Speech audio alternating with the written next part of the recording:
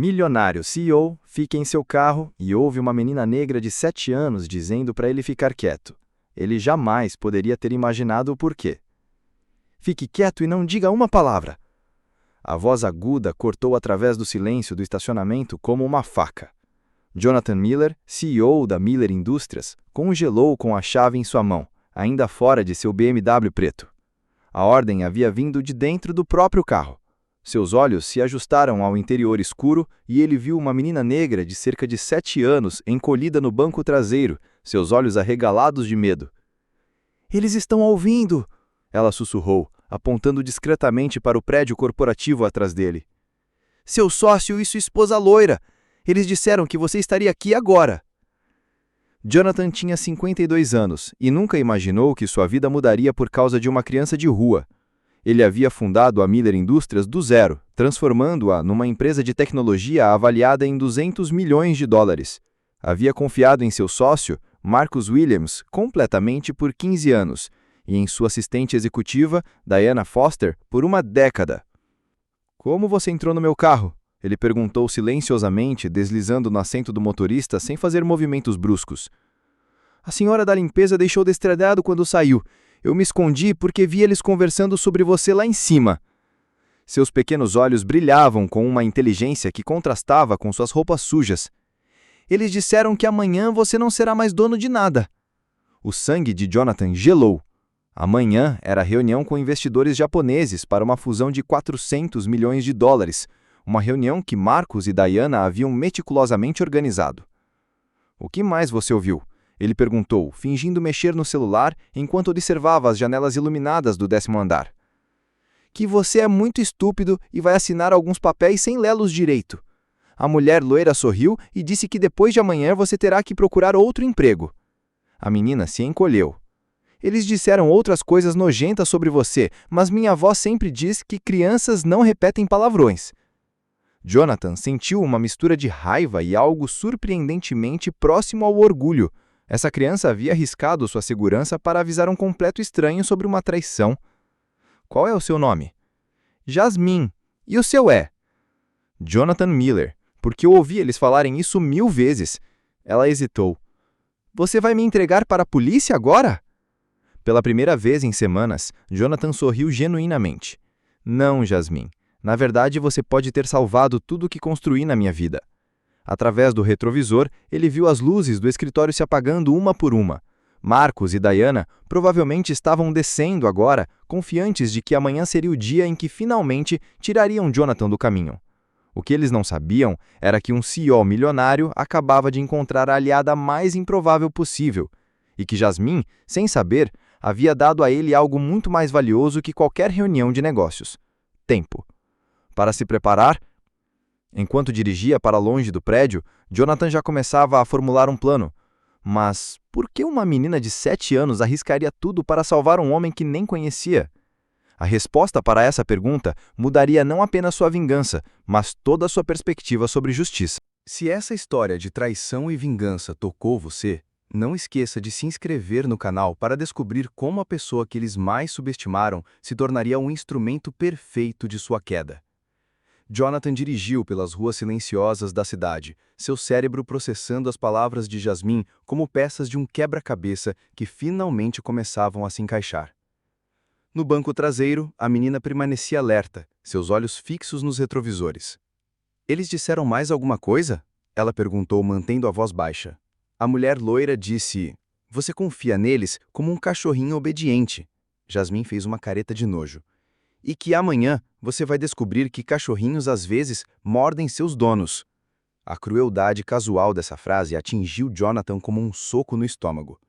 15 anos de parceria, 10 anos de absoluta confiança em Diana, e eles o viam como um animal de estimação tolo. "Onde você mora, Jasmine?" "Em lugar nenhum específico." Ela deu de ombros com uma naturalidade que partiu o coração dele. "Às vezes no abrigo, às vezes na rua. Depende se a vaga ou se os outros meninos não estão sendo muito chatos." Jonathan parou num semáforo e se virou para olhá-la diretamente. "Por que me avisou? Você nem me conhece?" Os olhos de Jasmine brilharam com sabedoria prematura. "Porque sei como é quando as pessoas pensam que você é invisível. Eles estavam falando de você como se você fosse estúpido, como se você fosse nada. Sua voz ficou mais firme. Minha avó sempre dizia: quando você vê alguém sendo pisoteado e pode ajudar, você ajuda, porque da próxima vez pode ser você. O semáforo ficou verde, mas Jonathan permaneceu parado por alguns segundos, absorvendo a lição de humanidade que acabara de receber de uma criança de 7 anos. 20 minutos depois, estavam sentados numa lanchonete vazia, Jasmine devorando um hambúrguer enquanto Jonathan fingia beber seu café frio. Seu celular vibrou. Uma mensagem de Marcos. Preparado para amanhã, parceiro? Os japoneses vão amar nossa proposta. Você vai se aposentar rico. Jonathan mostrou a tela para Jasmine, que sorriu sutilmente. Ele tem coragem, não é? Está mentindo na sua cara e ainda fazendo cara de bonzinho. Marcos sempre foi assim, charmoso, convincente. Jonathan digitou uma mensagem amigável, mascarando a raiva fervendo dentro dele. Diana também. Ela conhece minha agenda melhor que eu. Tem acesso a tudo na empresa. E você vai deixar eles enganarem você amanhã? Jonathan sorriu genuinamente pela primeira vez. Não, Jasmine, mas eles não podem saber que eu sei. Outra mensagem chegou, desta vez de Diana. Jonathan, revisei os contratos finais. Tudo está perfeito para assinatura. Confie em mim, como sempre confiou. A frieza dessa mensagem, disfarçada como carinho, fez o estômago de Jonathan se revirar. Por 10 anos, Diana havia sido sua confidente, a pessoa que organizava sua vida, que conhecia sua agenda, suas senhas, seus medos. Eles sabem coisas sobre você? Perguntou Jasmine, lambendo os dedos manchados de ketchup. Sabem tudo, senhas bancárias, contas da empresa, onde guarda documentos importantes. A magnitude da traição começava a afundar. Eles tiveram anos para se preparar. Mas você também teve anos pensando neles, certo? Jonathan parou com o copo no meio caminho aos lábios. Jasmine estava certa. 15 anos de parceria, 10 anos de assistência executiva. Ele conhecia os segredos deles tão bem quanto eles conheciam os seus. As reuniões secretas de Marcos com concorrentes que ele pensava que ninguém sabia, o sistema irregular de bônus que Diana havia criado para si mesma, os e-mails que ele havia visto por acidente, as conversas que ouviu por acaso quando pensavam que ele não estava prestando atenção. Você tem uma mente muito afiada, Jasmine. Minha avó costumava dizer que quando você não tem nada, aprende a prestar atenção em tudo. Eles acham que você é estúpido, mas não é, é? Jonathan sorriu, sentindo algo que não sentia há anos, esperança misturada com determinação. Não, eu não sou. Seu celular tocou. Marcos, sem dúvida querendo confirmar alguns detalhes de última hora. Consolidar a armadilha final. Jonathan atendeu com a voz mais amigável que conseguiu. Jonathan, que bom que te peguei. Diana e eu estamos aqui terminando os últimos preparativos. Tá descansando? Bem, amanhã será um grande dia. Tô ótimo, Marcos. Mal posso esperar para ver como tudo se desenrola. Vai ser perfeito, confie em mim. Cuidamos de tudo.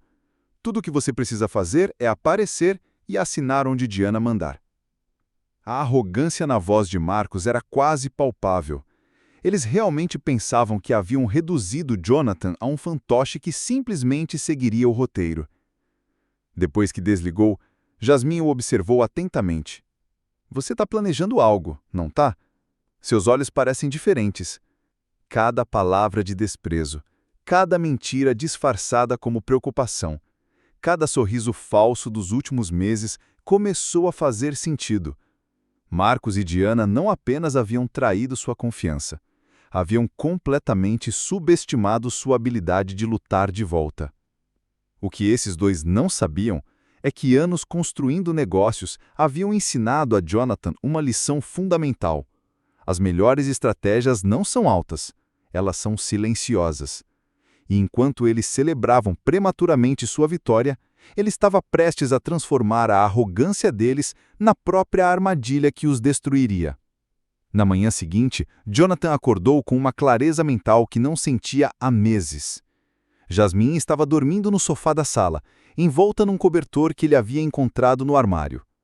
Por um momento, ele observou a criança que havia completamente mudado o curso de sua vida numa única noite. Seu celular vibrou. Uma mensagem de Diana, às 6h15. Bom dia, chefe. Estou no escritório desde às 5, preparando tudo. Os japoneses chegam às 2 da tarde. Você só precisa confiar em mim e assinar onde eu disser, como sempre. Jonathan sorriu amargamente. A mesma Diana que trabalhara extra para garantir que ele perdesse tudo, estava fingindo ser uma subordinada dedicada. Você está planejando algo, disse Jasmine, se espreguiçando no sofá. Seus olhos estão diferentes. Como quando minha avó descobria que alguém estava mentindo para ela. Preciso da sua ajuda, Jasmine. Você poderia voltar lá hoje e ouvir mais conversas deles? A menina se sentou, subitamente séria. Isso é perigoso. Eu sei, por isso vou pagar alguém para proteger você. Jonathan já havia decidido durante sua noite insone. Conheço um investigador particular, Gabriel Torres. Ele costumava trabalhar para mim, verificando antecedentes de grandes clientes. Gabriel atendeu no segundo toque, sua voz rouca e familiar. Jonathan, que surpresa! Pensei que você tinha me esquecido depois que encerraram meu contrato ano passado. A ironia não lhe escapou. Gabriel havia sido demitido por Marcos e Diana, que alegaram cortes orçamentários. Agora Jonathan entendia a verdadeira razão. Gabriel era inteligente demais e fazia perguntas demais. Gabriel, preciso que saiba que sua demissão não foi minha decisão. Silêncio do outro lado. Depois, uma risada baixa e seca. Eu imaginei. Marcos nunca gostou de investigadores fazendo perguntas inconvenientes. O que precisa? 2 horas depois, Gabriel estava sentado na cozinha de Jonathan, olhando para Jasmine com uma mistura de admiração e preocupação. Era um homem de 45 anos, ex-policial, com cicatrizes nas mãos e olhos que não perdiam nada. Então essa pequena detetive descobriu uma conspiração corporativa de 200 milhões. Gabriel balançou a cabeça admirado. Jasmine, você tem talento natural para isso. Minha avó sempre dizia que quando você não tem nada, aprende a ouvir tudo. Ela respondeu, mordendo um pedaço de torrada. Gabriel tirou um tablet da mochila. Jonathan, enquanto Jasmine estava salvando sua empresa, eu estava investigando algumas coisas por conta própria. Nunca gostei de como fui demitido. Seus dedos deslizaram pela tela, revelando planilhas e documentos. Marcos e Diana não apenas são traidores, são ladrões. A evidência era devastadora. Transferências suspeitas, contratos falsos, clientes que existiam apenas no papel. Por 2 anos, eles haviam desviado mais de 5 milhões de dólares da empresa, criando uma rede complexa de empresas fantasma. A fusão com os japoneses não é sobre crescimento, é sobre lavagem de dinheiro. Eles precisam que você assine para validar as transferências retroativas. Depois disso, eles te removem e tudo fica limpo. Jonathan sentiu uma raiva fria subindo em seu peito. Isso não era apenas traição pessoal. Era crime organizado. Eles roubaram da empresa que construí com minhas próprias mãos.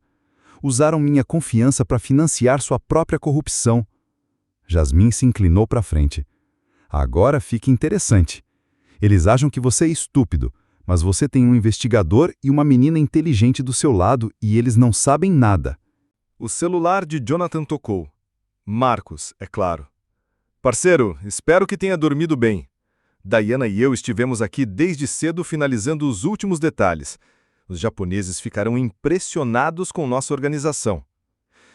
Tenho certeza de que ficarão, Jonathan respondeu, controlando cuidadosamente sua voz. Mais uma coisa, Marcos continuou, e Jonathan podia ouvir o sorriso predatório em sua voz.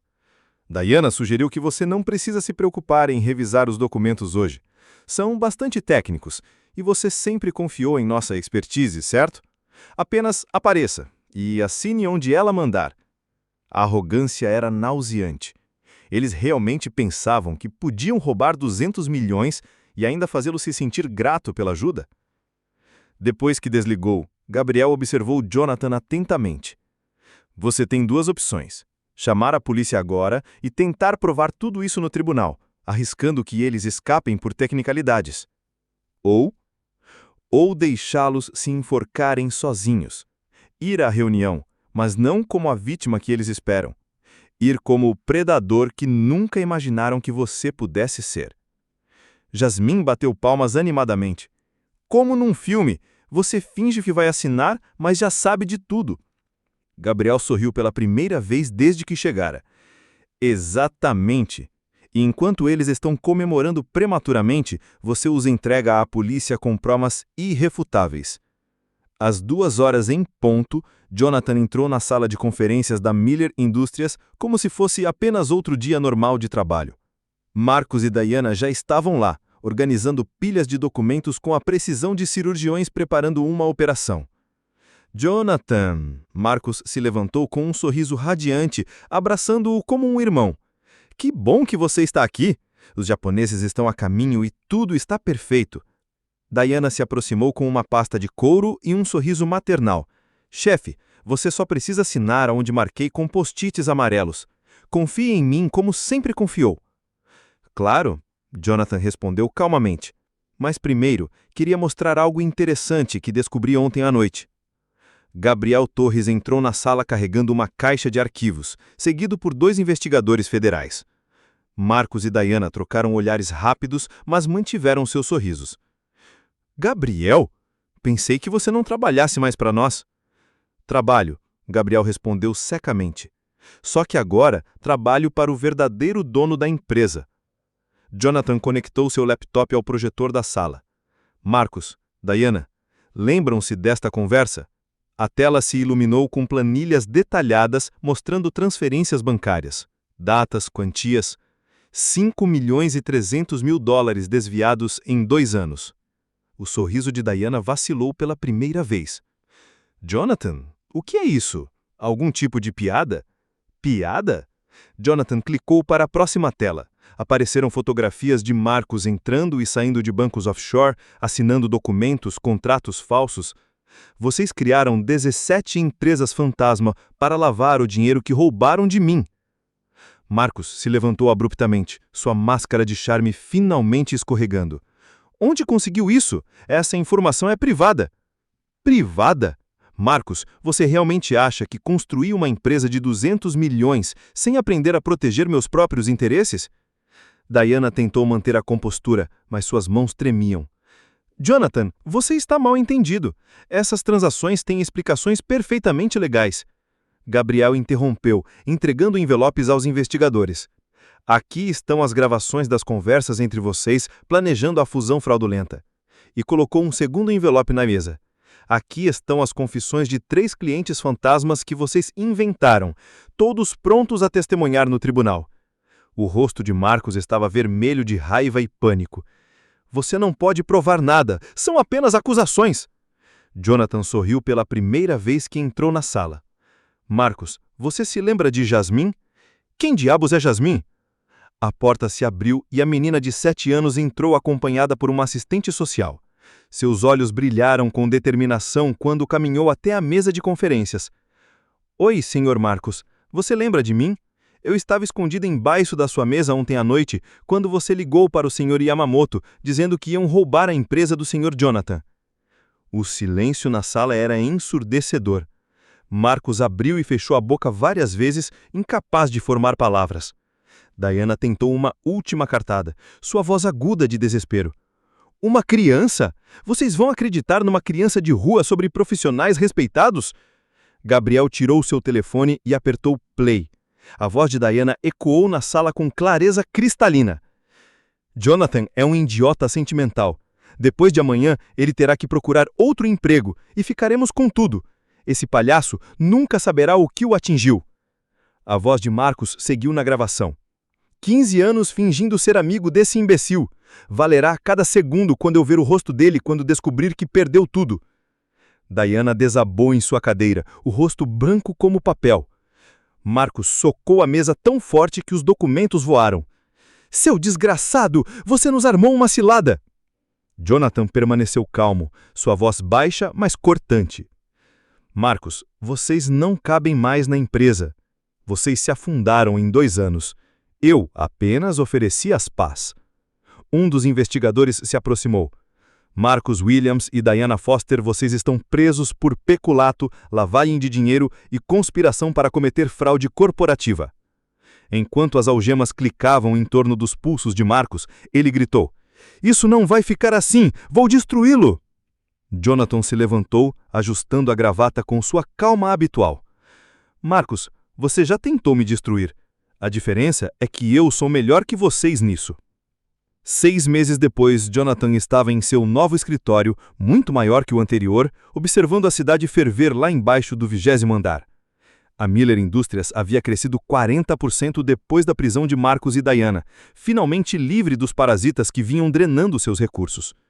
Gabriel bateu na porta, carregando uma pasta e sorrindo. As últimas notícias sobre nossos velhos amigos. Marcos foi condenado a 12 anos de prisão. Diana pegou 8. Perderam todos os bens. Jasmine entrou correndo voltando da escola particular onde Jonathan a tinha inscrito. Seu uniforme estava impecável, a nova bolsa nas costas, seus olhos brilhando com a mesma inteligência de sempre, mas agora nutrida por educação e segurança. Senhor Jonathan, tirei A na prova de matemática. Ela acenou o papel orgulhosamente. Parabéns, Jasmine. Eu sabia que você conseguiria. Algumas semanas depois, Jonathan descobriu algo que mudaria tudo para sempre. Jasmine não era apenas uma criança de rua que havia salvo por bondade. Ela era sua prima, neta de Josefina Miller, prima de seu pai, que a família havia perdido contato 30 anos atrás. 3 meses depois, a cerimônia oficial de adoção foi realizada no mesmo tribunal onde Marcos e Diana haviam sido condenados. Jasmine, agora legalmente Jasmine Miller, usava um vestido azul claro e segurava a mão de Jonathan firmemente. Pai, você acha que a vovó sabia que isso ia acontecer? Jonathan pensou na pergunta, lembrando como Jasmine havia aparecido em sua vida justo quando mais precisava dela. Eu acho que sua vovó sabia muito mais do que entendemos, e acho que ela estaria muito orgulhosa de ver como você salvou nossa família. 5 anos depois, a Miller Indústrias se tornou uma das 100 maiores empresas de tecnologia do país. Jonathan criou um programa de bolsas para crianças vulneráveis, financiando educação e moradia para mais de 200 crianças anualmente. Jasmine, agora com 12 anos, era a presidente honrosa do programa. Sabe qual foi o melhor dia da minha vida? Jasmine perguntou durante o jantar de aniversário do programa. Qual foi? O dia que entrei no seu carro e decidi ter confiança em você. Porque naquele dia eu não estava só salvando sua empresa, eu estava salvando nossa família. Jonathan sorriu olhando para a menina que se tornara sua filha e sua maior fonte de orgulho. Marcos e Diana tentaram destruir tudo o que ele havia construído, mas inadvertidamente lhe deram o maior presente de sua vida, a chance de descobrir que família não é apenas sangue. É também coragem, lealdade e amor incondicional. Ele aprendeu que verdadeira vingança não é destruir aqueles que o traíram, é construir algo tão belo e poderoso que a traição deles se torna nada mais do que uma nota de rodapé na história de seu sucesso. Se essa história de família, justiça e segundas chances tocou o seu coração, inscreva-se no canal para mais histórias que provam que a verdadeira vitória não é sobre derrotar inimigos, mas sim sobre descobrir os aliados que sempre estiveram ao nosso lado, apenas esperando o momento certo para se revelarem.